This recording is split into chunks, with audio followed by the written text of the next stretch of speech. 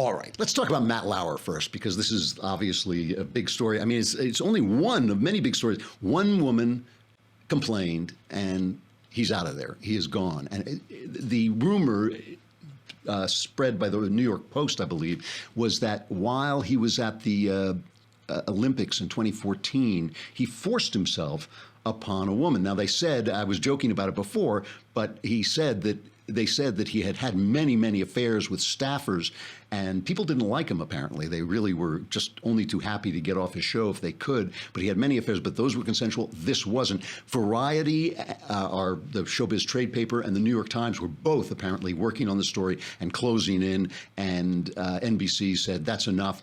Matt Lauer immediately joined with John Conyers, the Democrat in Congress who's been assaulting women, and Al Franken, the Democrat in the Senate who's been assaulting women, and they gave a three-person press conference together.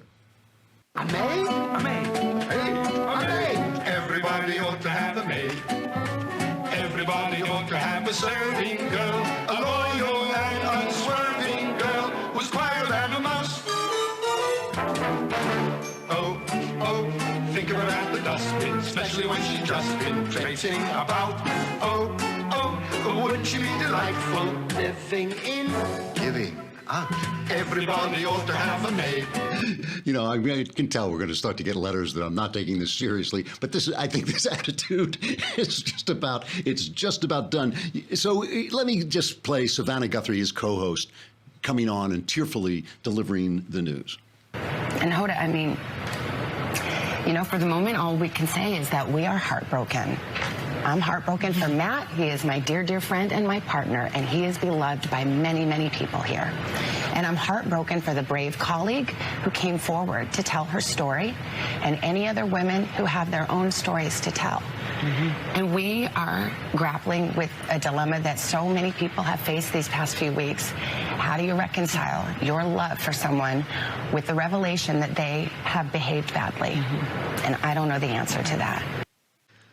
First, just don't get in the elevator with them is one thing. You know, this is one of a spate of left-wing people in the media who are going down today. National Public Radio Chief News Editor David Sweeney left after being accused of sexual harassment by multiple women, and Garrison Keillor, who could be the least funny human being in America. He did that Prairie Home Companion that leftists were always sitting around going, "Oh, it's so witty, and you would listen to it, and it was just like having someone take a blanket and put it on your head, and then leave you there and pour water on top of the blanket. It was just awful. But apparently he is gone. He says He says he was fired over a story that I think is more interesting and more complicated than the version Minnesota Public Radio heard, but he is gone. And,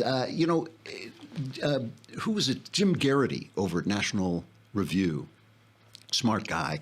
He tweeted today, picture traveling back in time a year and telling people that by November 2017, sex harassment allegations had not derailed the Trump presidency, but had effectively ended the careers of Matt Lauer, Charlie Rose, Mark Halperin, Harvey Weinstein, Kevin Spacey, Leon Wieselter, all these left-wing media figures. I mean, they must be thanking God for Roger Ailes and Bill O'Reilly. If they didn't have Roger Ailes and Bill O'Reilly to point at. And here is Lauer. This was wonderful. Our friends over at the Newsbusters put this up. This is O'Reilly recently. Like the hypocrisy is strong with this one. Here he is grilling Bill O'Reilly on the allegations against him.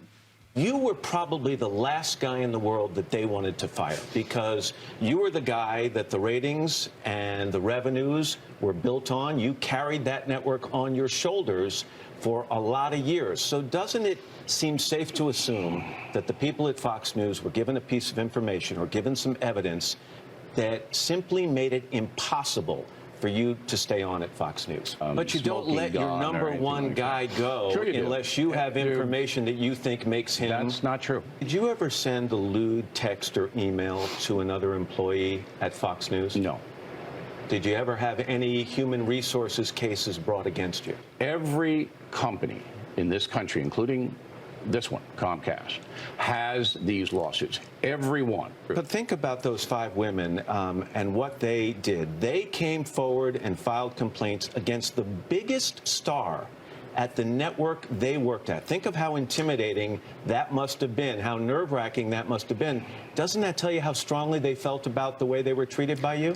I mean, that's amazing. It's an amazing piece of video. What's amazing about it is if I had the skill to manipulate video, what I would have done was just put Matt Lauer in the chair. He could have asked himself all those questions. Because here, you know, there's some people who say that Bill O'Reilly was paid so much that Fox didn't actually mind getting rid of him, that he was costing more than he was bringing in, essentially, or at least detracting so much from his profits that it wasn't really as big a thing as that. But Matt Lauer was their big guy. I mean, I thought he was a leftist, biased, crummy reporter. I always thought he was completely personalityless. What do I know? You know, the guy was a big star.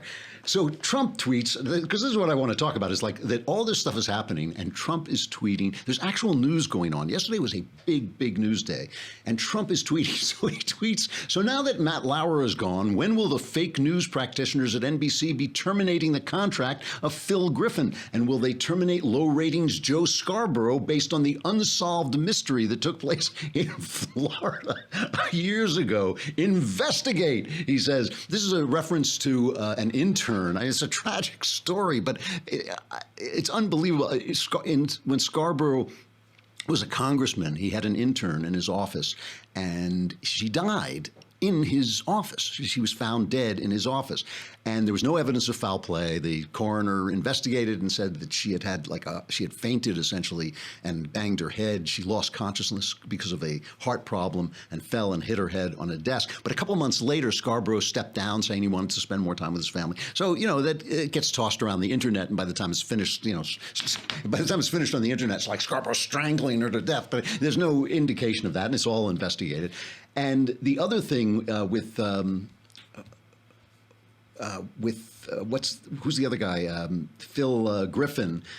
He just had a bunch of embarrassing interviews. I don't really know what he's talking about with that. But he also has another tweet. Trump had another tweet. Wow, Matt Lauer was just fired from NBC for inappropriate sexual behavior in the workplace. But when will the top executives at NBC and Comcast be fired for putting out so much fake news? Check out Andy Lack's past. Now, Andy Lack is the head of NBC, and he is under fire because he basically sat on the Ronan Farrow story that exposed Harvey Weinstein, and he stopped, you know, well, we don't know if he did it, but there was just, it seemed that Saturday Night Live was stopped from making jokes about Weinstein. And he also is the guy who they sat on the interview with Juanita Broaddrick.